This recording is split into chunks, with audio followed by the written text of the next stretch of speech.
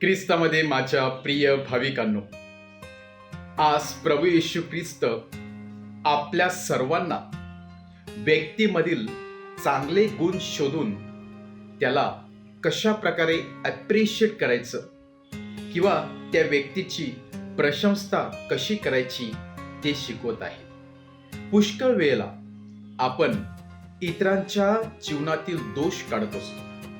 इतरांच्या जीवनामध्ये काही कमीपणा आहे ते नेहमी खोदण्याचा प्रयत्न करत असतो.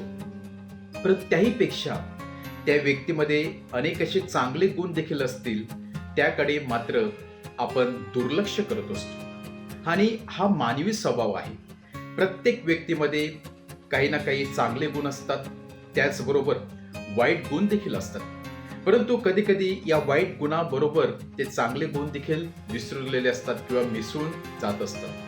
परंतु कधी कधी आपण ते चांगले गुण शोधण्याचा प्रयत्न केला पाहिजे. आज प्रभू येशू ख्रिस्त स्वतः बाप्तिस्मा करणाऱ्या योहानाची प्रशंसा करत आहे. कशासाठी प्रशंसा करत आहे तर प्रभू येशू ख्रिस्त सांगत आहे, जेवढे संदेष्टा या भूतलावरती येऊन गेले त्यामधील सर्वश्रेष्ठ संदेष्ट म्हणजे बाप्तिस्मा करणारा योहान. कारण बाप्तिस्मा करणाऱ्या योहानाने प्रचंड असं सॅक्रिफाईस केलेलं होतं. केवळ आणि केवळ प्रभू येशू ख्रिस्ताच्या आगमनासाठी त्यांनी स्वतःचीच नाही तर लोकांच्या हृदयाची आणि मनाची तयारी करून त्यांच्यासाठी वाटा निर्माण केलेल्या होत्या. बाप्तिस्मा करणाऱ्या योहानाने स्वतःचं रक्त देखील सांडलेलं होतं. हे एक दुसऱ्यांना नेहमी ॲप्रिशिएट करत असतात.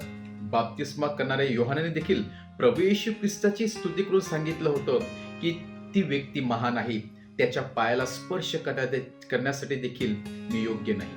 जेव्हा आपण इतरांना चांगल्या प्रकारे वागवत असतो, इतरांची योग्य त्यावेळी स्तुती करत असतो, प्रशंसा करत असतो, त्याच्यामधील कलागुणांना आपण वाव देत असतो, तेव्हा केवळ तीच व्यक्ती नाही तर त्याचबरोबर आपण देखील योग्य रीतीने वाढत असतो.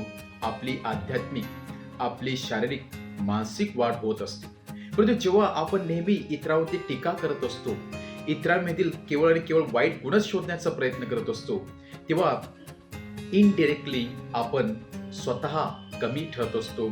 आपल्यामधील तो आनंद सुकून जात असतो. आणि म्हणूनच आज प्रभू येशू ख्रिस्त सांगत आहे की नेहमी चांगले गुण शोधण्याचा प्रयत्न करा. जरी वाईट गुण त्यांना दाखवा, पण जास्त करून वाईट गुणापेक्षा चांगले गुण कसे डेव्हलप करता येईल हे आपण इतरांकडून शिकले पाहिजे.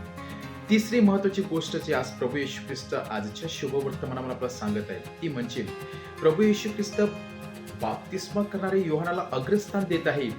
परंतु त्याही पेक्षा प्रभू येशू ख्रिस्त सांगत आहे, ज्या व्यक्तीचं नाव त्या स्वर्गामध्ये लिहिलेलं आहे, ज्या व्यक्तीचं नाव देवाच्या राज्याच्या पुस्तकामध्ये आहे, ती बाप्तिस्मा करणाऱ्या योहानापेक्षाही श्रेष्ठ आहे.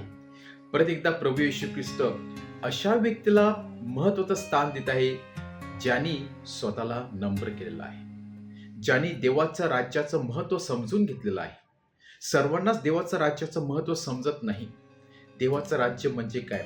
जी व्यक्ती शांती, न्याय, त्याचप्रमाणे आनंद, हर्ष, क्षमा, दया आणि त्याचप्रमाणे कुटुंब कसं जिवंत ठेवता येईल, मनुष्यातील नातं कसं जोडता येईल यासाठी तडजोड करत असतो, यासाठी प्रयत्न करत असतो, ती व्यक्ती बाप्तिस्मा करणाऱ्या योहानापेक्षाही श्रेष्ठ आहे असं प्रभू येशू ख्रिस्त आपल्याला सांगत आहे.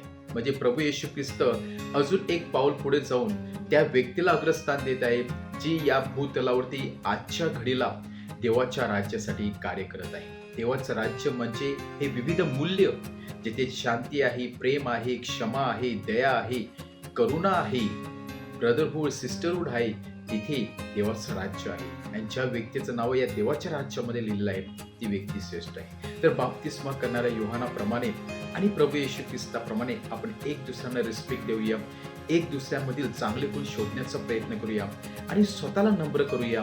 आणि परमेश्वर आपल्याला त्या देवराज्यामध्ये नक्कीच उंच करणार आहे.